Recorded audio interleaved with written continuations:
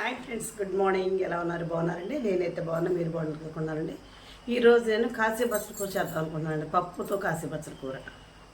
నమస్తే అండి. ఈరోజు కందిపప్పు చేసుకుందాం అనుకుంటున్నానండి.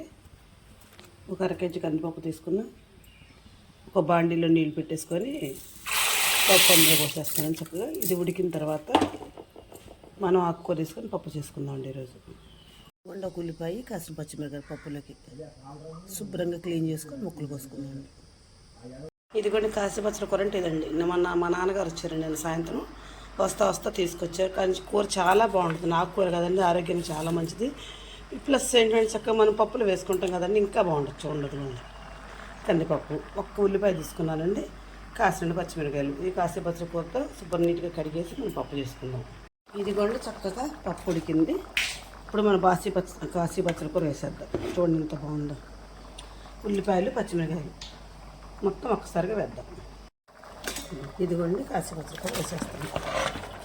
దీని ఎండా కనపడుతుంది కానండి, ఇదంతా మగ్గేసరికి ఎంతో అవదండి. ఇది చూసారు ఎంత ఉందో. నేను వేసింది కొంచెం పెద్దలోట పప్పు వేసండి. 1/2 కేజీ దగ్గరగా ఉంటుంది. కేజీ తక్కువ, 1/4 కేజీ పెచ్చు.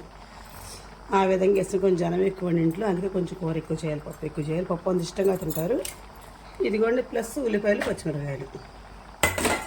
ఈ విధంగా చక్కగా దీన్ని మగ్గనిద్దామండి. మగ్గిన తర్వాత అప్పుడు మనం గల్లుప్పు, పసుపు వేద్దాం. ఇది కొంచెం చక్కగా పప్పు ఈ విధంగా ఉడుతుంది. కొంచెం పసుపు వేసానండి. చక్కగా కాస్తంత గల్లుప్పు వేద్దాం. ఒక పావు గంట దీన్ని వేసుకొని తాలింపు పెట్టుకుందాం మనం. మొత్తం గ్రేవీగా అయితే చాలా టేస్టీ ఉంటుందండి.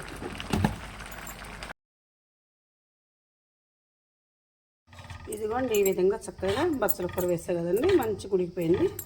కొద్ది చింతపండు పులుసు కూడా వేస్తే పుల్లగా ఉంటుందండి. అది కొంచెం చింతపండు పులుసు పీస్ రెడీగా ఉంచాను. ఇప్పుడు దీన్ని పోసేస్తుంది. ఏ మామిడికాయ నేర్చు కానండి, ఈ మధ్య మామిడికాయలు తిని మొహం ముట్టుకుందండి. చింతపండు పులుసు ఈ విధంగా వేసుకుని చక్కగా నోటి పుల్లగా ఆకుకూర కదండి. ఈ బచ్చల కూరలో కూడా కొంచెం పులుపు ఉంటుందండి, కాకపోతే పులుపు సరిపోదని చింతపండు పులుసు పోయానండి. ఇప్పుడు దీన్ని చక్కగా మనం కొద్ది నూనె వేసుకొని తాలింపు పెట్టేసుకుందాం.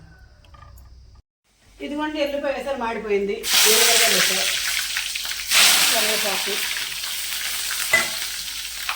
చక్కగా ఈ విధంగా తాలింపు పెట్టేసుకున్నాను నేను. మన ఇంటి బచ్చల కూర కాదండి, మా అమ్మగారి ఇంటి బచ్చల కూర. చూసారు ఈ విధంగా తాలింపు పెట్టుకున్నాను.